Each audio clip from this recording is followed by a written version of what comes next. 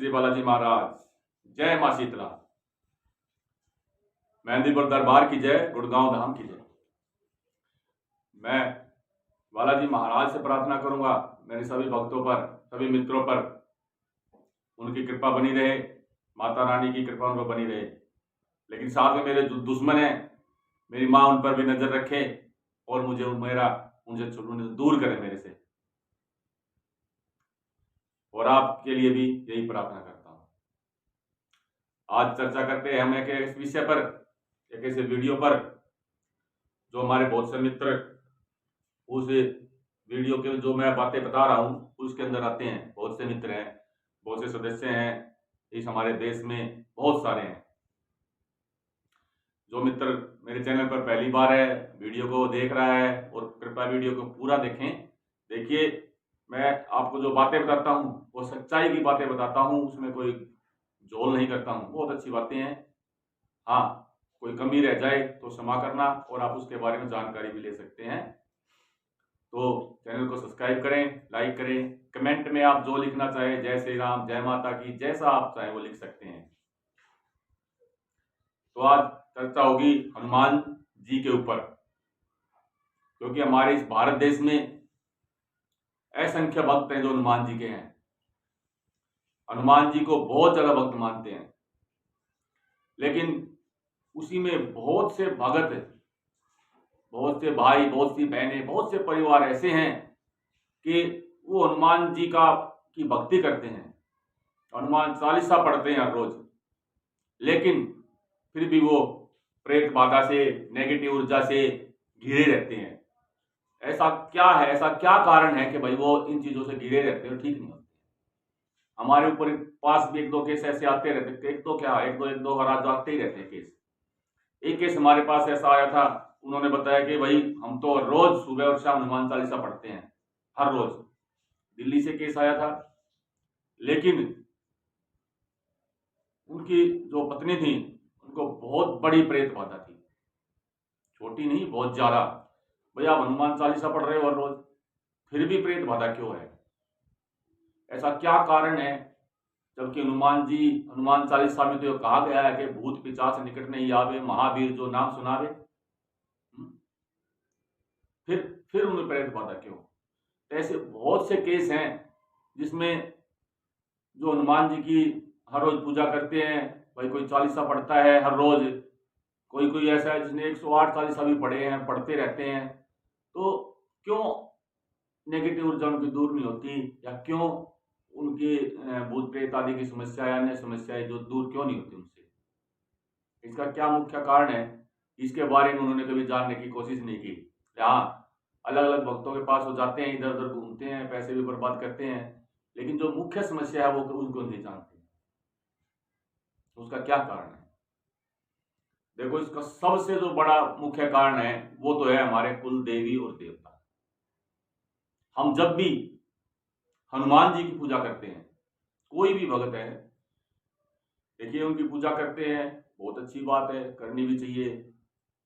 मेरे भी इष्ट हैं श्री हनुमान जी, श्री बालाजी महाराज। लेकिन हम गलती क्या कर देते हैं, हम जब अपने इष्ट उनको मानते हैं, हनुमान जी को, हर रोज उनका हनुमान चालीसा पढ़ते हैं सुबह शाम, उनकी तरफ हमारा निरंतर ध्यान रहता है, लेकिन उस दौरान हमारा जो ध्यान है अपने कुल देवी और कुल देवता से हट जाता है।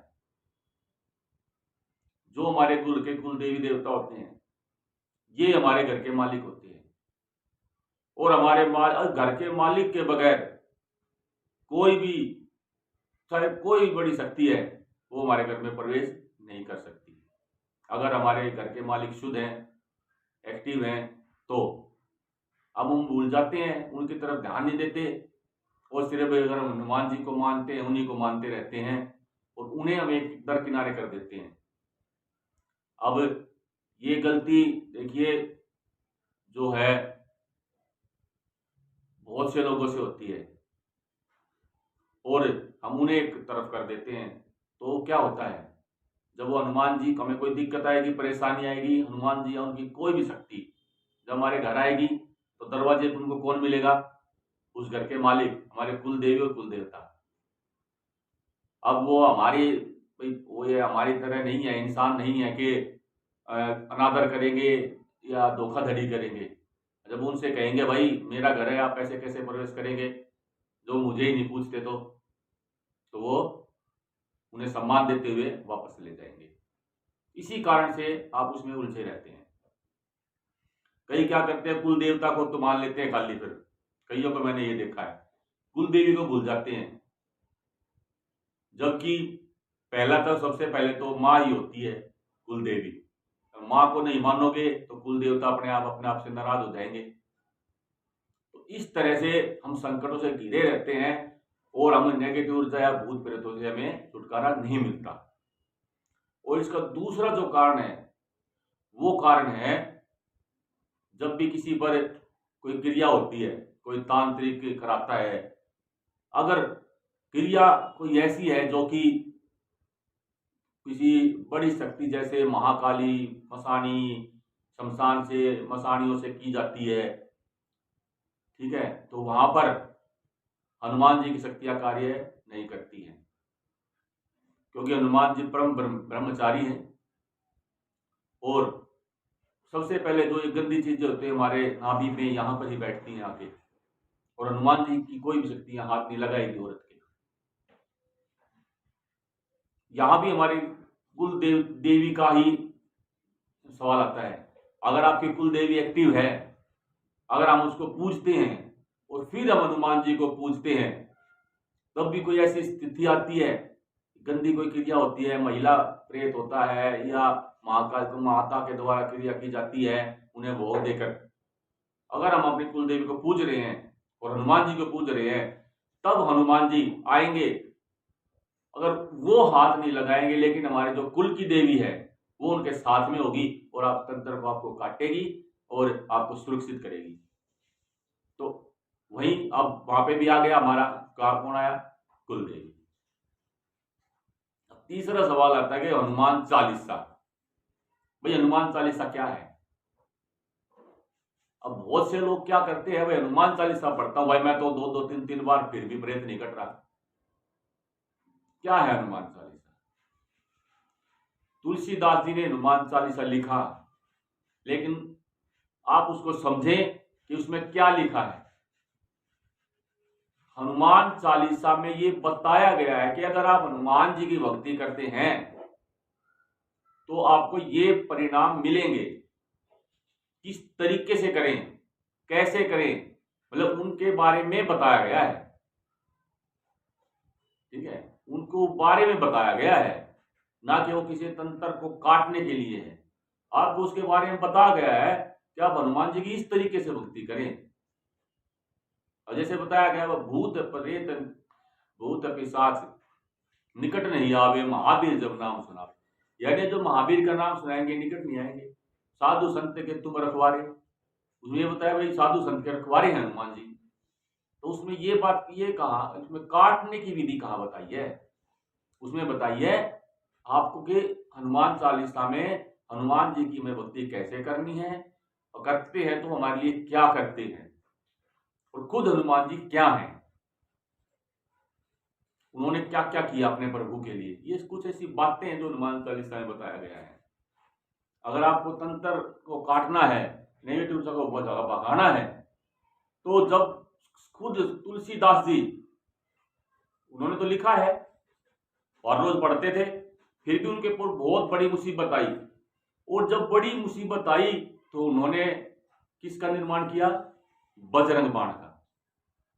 और बजरंग बाण जब उन्होंने पढ़ा निरंतर, तब स्वयं हनुमान जी आए और उनका कष्ट को उन्होंने दूर किया था। यानी कि हनुमान चालीसा से दूर नहीं हुआ था, उनका कष्ट दूर हुआ था बजरंग बाण से। इसके साथ साथ उन्होंने उसके बाद बहुत से हनुमान बाहुक, हनुमान अष्टक, ऐसी बहुत सी विधियां लिखी जो आपके कष्ट को, आपकी नेगेटिव ऊर्जा को दूर करती है। तो आप हनुमान चालीसा पढ़े, क्योंकि हनुमान चालीसा पढ़ेंगे तभी आपको हनुमान जी के बारे में पता चलेगा। निरंतर पढ़े, हर रोज पढ़े, ताकि हर रोज उनके बारे में आपको पता चलता रहे। लेकिन अगर आपको नेगेटिव ऊर्जा हटानी है, भूत प्रेत से पीछा छुड़ाना है, तो आपको बजरंग बाण का पाठ करना होगा, हनुमान बाहुक का पाठ करना होगा, हनुमान अष्टक का पाठ करना होगा, उनकी भक्ति करनी होगी। और भक्ति भी करने से पहले आपको अपने कुल देवी और देवता को मनाना पड़ेगा।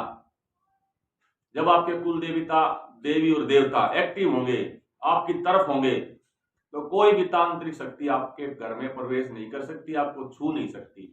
क्योंकि फिर साथ में आप हनुमान जी की पूजा कर रहे हैं, तब हनुमान जी आपके उन देवताओं के साथ चलेंगे आपकी रक्षा के लिए, क्योंकि वो तो सेवक हैं।